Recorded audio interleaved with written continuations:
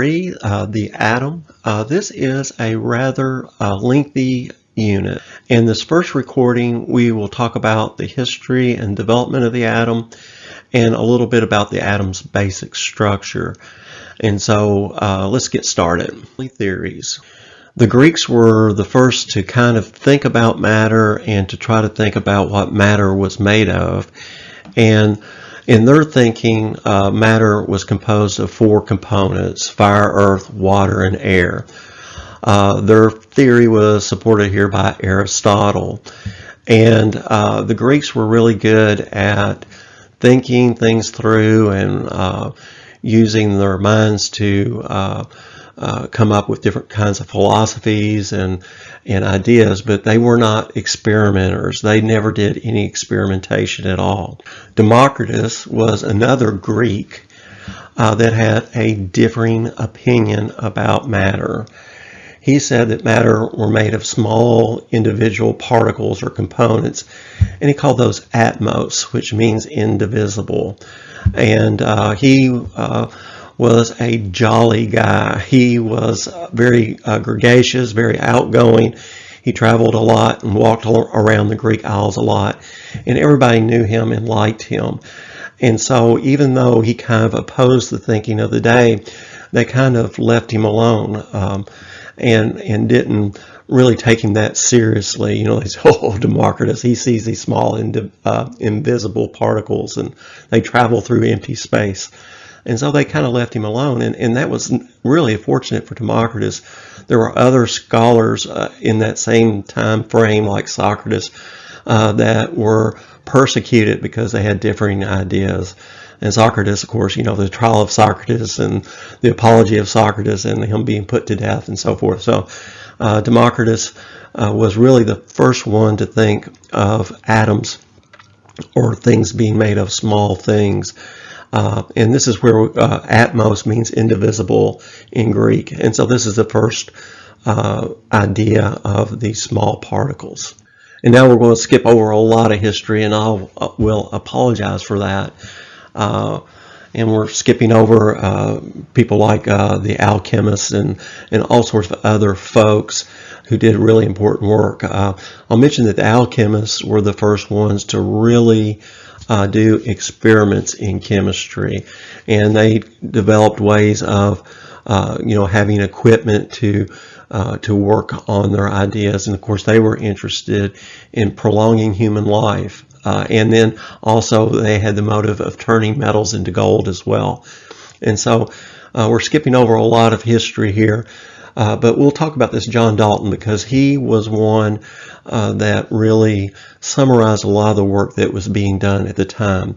And Dalton was an English school teacher, and what he proposed was that there were 4 big ideas, 4 major ideas in play in terms of matter. So he said atoms are made of small particles. Of course, this is not any different than what Democritus has said. But in addition to that, he said that all atoms of an element are identical by mass. And so they had different elements involved in their research and studies. And then he said matter cannot be created or destroyed. Actually, this was just a introduction of work done by Lassiter. And then another famous guy by the name of Proust came up with the idea that elements combine in small whole number ratios to form compounds. So these were 4 ideas that he came up with by doing he did some experiments on his own, but he also combined work of other people to come up with these 4 postulates about matter and atomic theory. He was a very, very bright fellow. They made him into a school teacher because that's what they did at the time. The best and the brightest actually, they thought that they could pass on this knowledge to the youth, and so he taught the equivalent of middle school boys, and some of the things that went on in his lab were quite humorous, because he was always having to try to manage his teaching and his work at the same time. Of course, I kind of relate to that as well.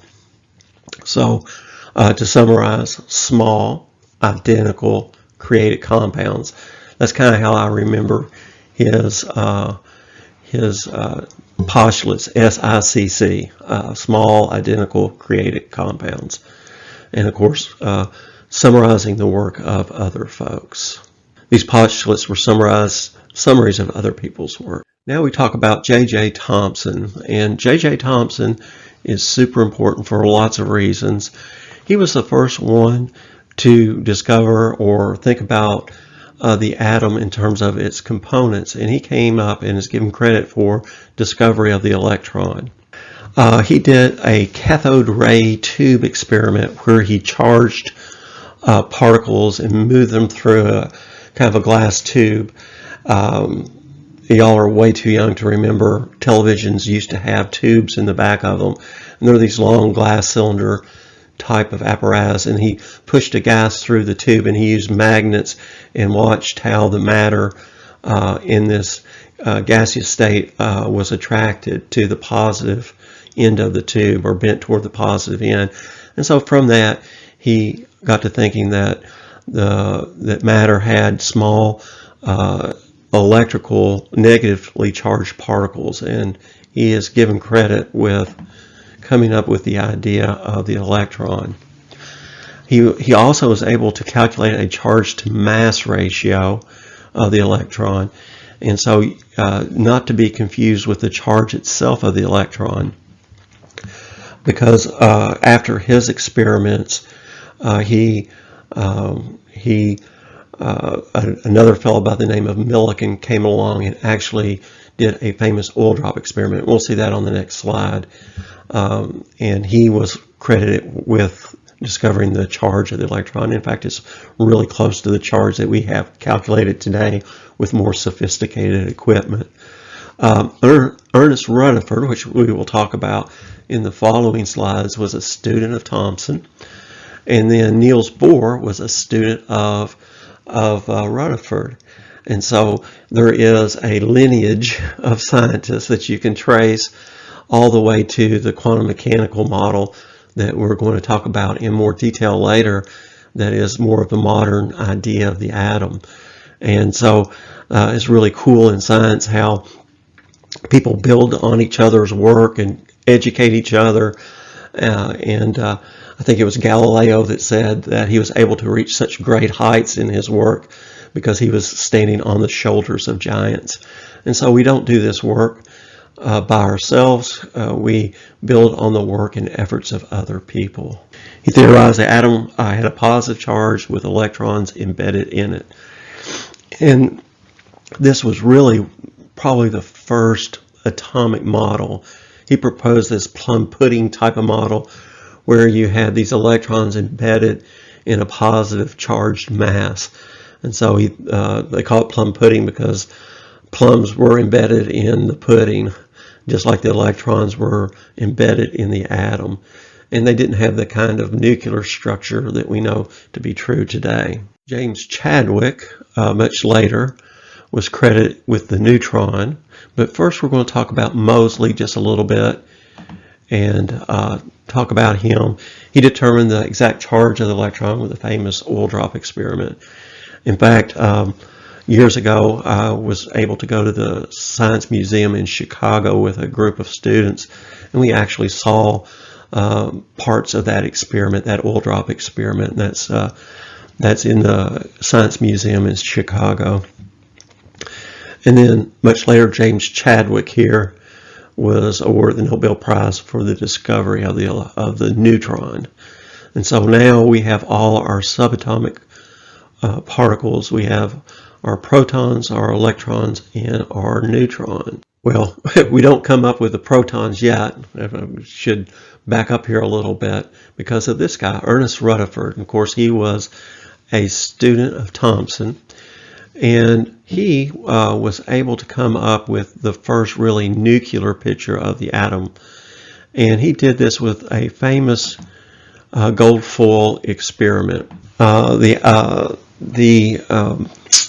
This nuclear model was developed as a result of an experiment that his group was doing. And there were two guys that actually did the experiment, Hans Geiger and Ernest Marsden.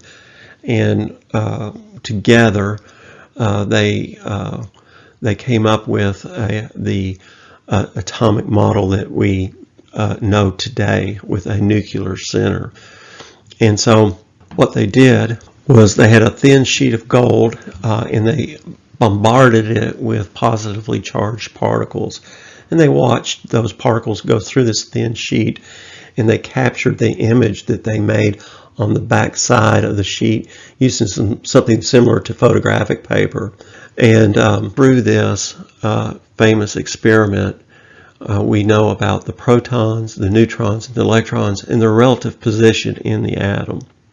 Okay, so over here we have the picture of the particle gun, and it's shooting particles through this thin piece of gold foil. And they actually use other metals as well in their experiment and came up with very similar results.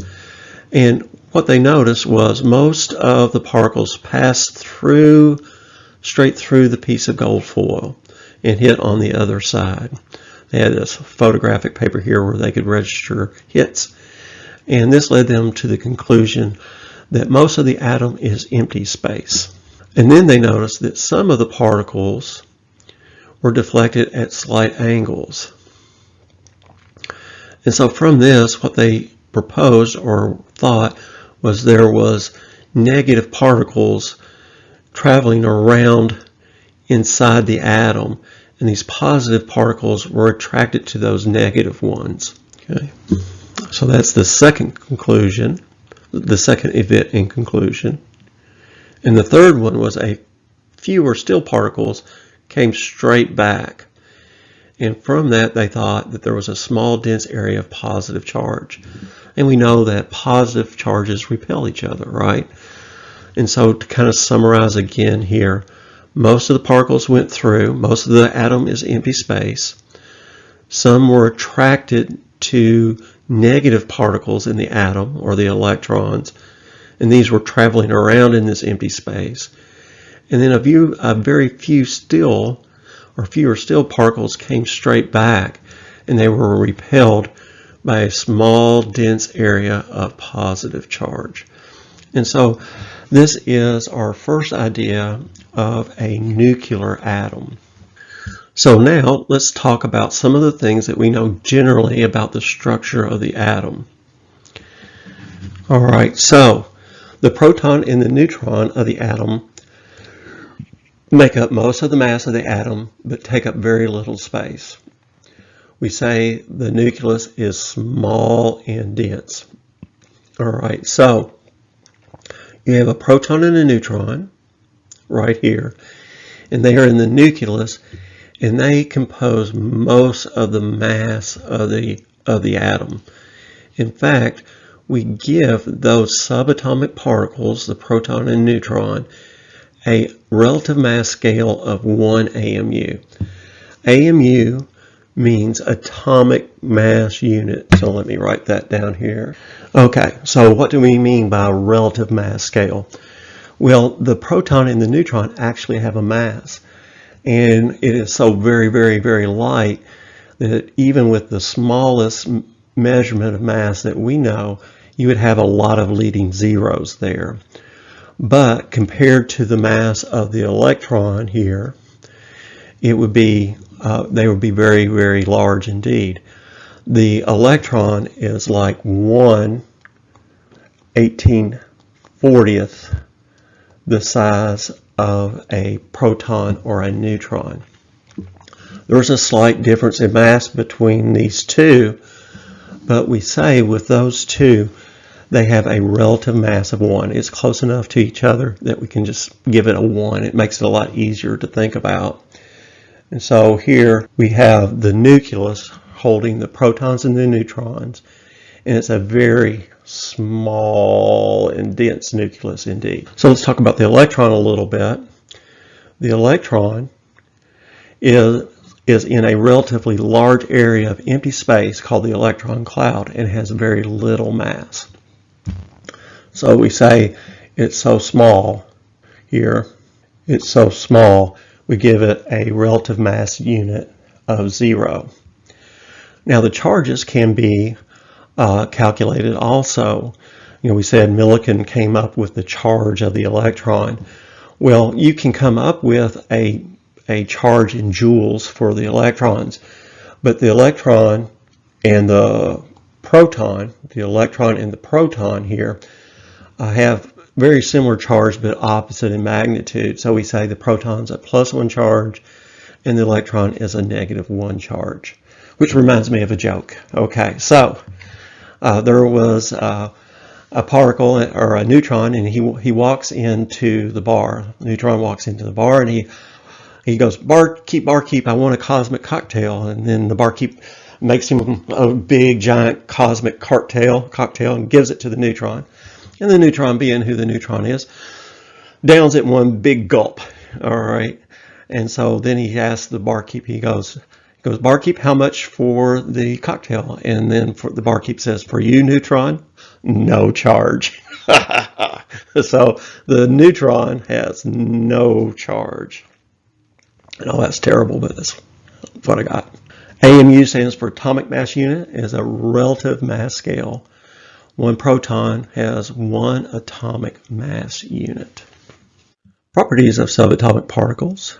Electron and proton have a relative charge of -1 and +1. Actual charges are known, should be known, but it's more convenient to note them in a relative manner. Since later we'll talk about atomic molar masses, the weights of AMUs of different atoms related to this concept. So now let's talk about atoms within elements. And so atoms or elements have different types of atoms. And you can research this on various sources. One of the great ones is www.webelements.com, and it will show you all the different isotopes for the different elements.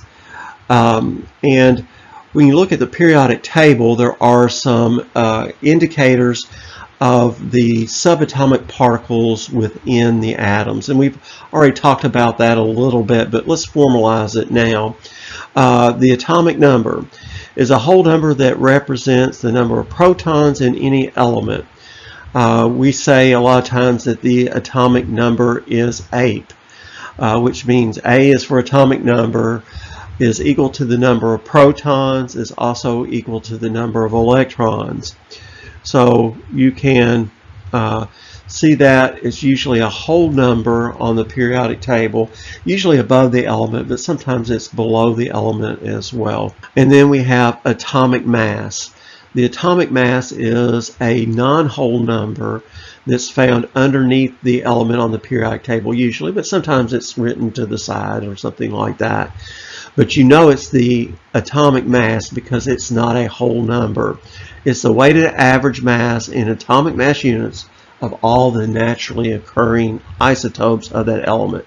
And you can actually calculate this from data, and we'll do that in the next slide. Mass number is the number of protons plus the number of neutrons of an isotope of that element. Examples, carbon-14 is a great example. So carbon-14, the 14 here is the mass number.